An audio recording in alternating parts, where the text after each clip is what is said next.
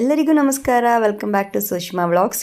ಇವತ್ತು ನಾವು ಕಡಲೆಕಾಳು ಗೊಜ್ಜು ಮಾಡೋಣ ಅಂತ ಅಂದ್ಬಿಟ್ಟು ಕಡಲೆಕಾಳು ಮತ್ತು ಅವರೆಕಾಳನ್ನ ಚೆನ್ನಾಗಿ ಬೇಯಿಸಿ ಒಂದು 3-4 ವಿಷಲ್ ಮಾಡಿ ಇಟ್ಕೊಂಡಿದ್ದೀವಿ. ಈಗ ಬಾಣಲಿಗೆ ಎಣ್ಣೆ ಹಾಕಿ ಸಾಸಿವೆ, ಕರಿಬೇವಿನ ಸೊಪ್ಪು, ಈರುಳ್ಳಿ, ಮೆಣಸಿನ್ಕಾಯಿ ಅದನ್ನೆಲ್ಲನೂ ಹಾಕಿ ಚೆನ್ನಾಗಿ ಅದನ್ನು ಫ್ರೈ ಮಾಡ್ಕೋಬೇಕು. ಫ್ರೈ ಮಾಡ್ಕೊಂಡಿದ್ದ ಕೂಡಲೇ ನೋಡಿ ಇಷ್ಟು ಚೆನ್ನಾಗಿ ಫ್ರೈ ಮಾಡ್ಕೊಳ್ಳಿ, ಆಯಿತಾ. ಫ್ರೈ ಮಾಡ್ಕೊಂಡ್ಮೇಲೆ ಅದು ಸ್ವಲ್ಪ ಹಿಂಗೆ ಆ್ಯಡ್ ಮಾಡ್ತಾಯಿದ್ದೀವಿ.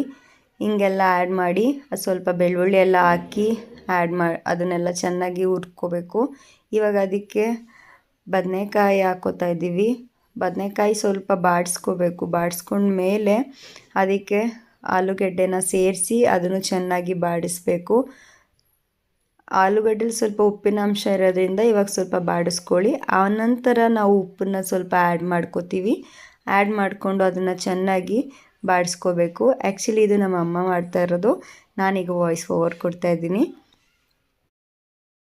ಇಲ್ಲಿ ತೋರಿಸ್ತಾ ಇರೋ ಮಸಾಲಕ್ಕೆ ಚಕ್ಕೆ, ಲವಂಗ, ಶುಂಠಿ, ಬೆಳ್ಳುಳ್ಳಿ, ತೆಂಗಿನಕಾಯಿ, ಕೊತ್ತಂಬರಿ ಸೊಪ್ಪು, ಪುದೀನ, ಟೊಮೊಟೊ ಇಷ್ಟನ್ನು ಹಾಕಿ ರುಬ್ಬಿಟ್ಕೊಂಡಿರೋದು.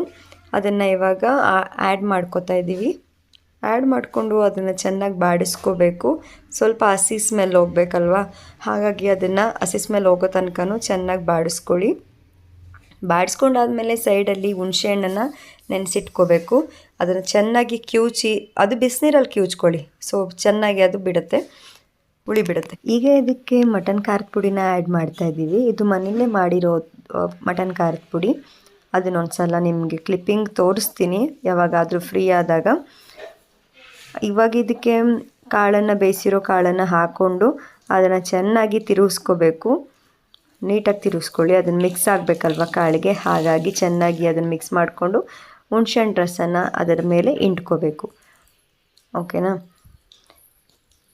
ಇದು ಕಾಳು ಬೇಯಿಸಿರೋ ನೀರು, ಅದನ್ನು ಕೂಡ ಆ್ಯಡ್ ಮಾಡ್ಕೊಳ್ಳಿ, ಯಾಕಂದರೆ ರುಚಿ ತುಂಬ ಚೆನ್ನಾಗಿರುತ್ತೆ. ಹಾಗಾಗಿ ಅದನ್ನು ಸೈಡಲ್ಲಿ ಇಟ್ಕೊಳ್ತಾ ಇದ್ದೀವಿ. ಬೇರೆ ನೀರನ್ನು ಆ್ಯಡ್ ಮಾಡ್ಕೊಳ್ಳಲ್ಲ ಇಲ್ಲಿ ನಾವು. ಕಾಳು ಬೇಯಿಸಿರ್ತೀವಲ್ವ, ಅದೇ ನೀರನ್ನು ನಾವು ಆ್ಯಡ್ ಮಾಡಿಕೊಂಡು ಅದನ್ನು ಚೆನ್ನಾಗಿ ತಿರುಗಿಸ್ಕೊಂಡು ಚೆನ್ನಾಗಿ ಬೇಯಿಸ್ತೀವಿ. ನೋಡಿ, ಅದು ಆ ಕಡೆನೂ ಇಟ್ಟಿದ್ದೀವಿ ಕಾಳು ಬೇಯಿಸಿರೋ ನೀರನ್ನು, ಅದನ್ನು ಕೂಡ ಆ್ಯಡ್ ಮಾಡ್ಕೋತಾ ಇದ್ದೀವಿ. ಮಸಾಲ ಇತ್ತಲ್ವ, ಅದಕ್ಕೆ ಸ್ವಲ್ಪ ಆ ಕಾಳು ಬೇಯಿಸಿರೋ ನೀರನ್ನು ಹಾಕಿ ಅದನ್ನು ನೀಟಾಗಿ ಶೇಕ್ ಮಾಡಿ ಅದನ್ನು ಆ್ಯಡ್ ಮಾಡ್ಕೊಂಡ್ವಿ. ಮಸಾಲ ಅಲ್ಲೇ ಇರುತ್ತಲ್ವ ಜಾರಲ್ಲಿ, ಹಾಗಾಗಿ ಆ ಥರ ಮಾಡ್ಕೊಂಡ್ವಿ. ಇವಾಗ ಇದಕ್ಕೆ ಸ್ವಲ್ಪ ರುಚಿಗೆ ತಕ್ಕಷ್ಟು ಉಪ್ಪೆಲ್ಲ ಹಾಕಿ ಚೆನ್ನಾಗಿ ಅದನ್ನು ಕುದಿಯೋದಕ್ಕೆ ಅಂತ ಬಿಡಬೇಕು. ಅದೊಂದು ಕುದಿ ಬಂದಮೇಲೆ ನೋಡಿ, ಇನ್ನೂ ಕುದಿಯೋಕ್ಕೆ ಸ್ಟಾರ್ಟ್ ಆಗಿಲ್ಲ, ಕಾಳು ಆ ಥರ ಇರುತ್ತೆ. ಅದನ್ನು ಕುದಿಯೋದಕ್ಕೆ ಬಿಟ್ಟ ಮೇಲೆ ಒಂದಷ್ಟು ಸ್ವಲ್ಪ ಚೆನ್ನಾಗಿ ಕುದಿದ ಮೇಲೆ ಅದನ್ನು ಮುಚ್ಚಬೇಕು. ನೋಡಿ, ಚೆನ್ನಾಗಿ ಕುದೀತಾ ಇದೆ, ಅದು ಸುತ್ತ ಎಣ್ಣೆ ಬಿಟ್ಟಿದೆ ಸ್ವಲ್ಪ. ಸೊ ಅದಾದಮೇಲೆ ಸ್ವಲ್ಪ ಕೊತ್ತಂಬರಿ ಸೊಪ್ಪನ್ನ ಆ್ಯಡ್ ಮಾಡ್ಕೋಬೇಕು. ಇವಾಗಲೇ ಆ್ಯಡ್ ಮಾಡಲ್ಲ, ಇವಾಗ ಜಸ್ಟು ಅದ್ರ ಮೇಲೆ ಮುಚ್ಚಳನ ಮುಚ್ಚಿ ಒಂದಷ್ಟು ಹೊತ್ತು ಆದಮೇಲೆ ಇವಾಗ ಕೊತ್ತಂಬರಿ ಸೊಪ್ಪನ್ನ ಕಟ್ ಮಾಡ್ಕೋತಾ ಇದ್ದೀವಿ. ಅದು ಓಪನ್ ಮಾಡಿ ಕೊತ್ತಂಬರಿ ಸೊಪ್ಪನ್ನ ಆ್ಯಡ್ ಮಾಡಿಕೊಂಡ್ರೆ ಮುಗೀತು. ಇಷ್ಟ ಆಗಿತ್ತು ಇವತ್ತಿನ ವ್ಲಾಗ್. ನಿಮಗೂ ಇಷ್ಟ ಆಗಿದೆ ಅಂದ್ಕೊಂಡಿದ್ದೀನಿ.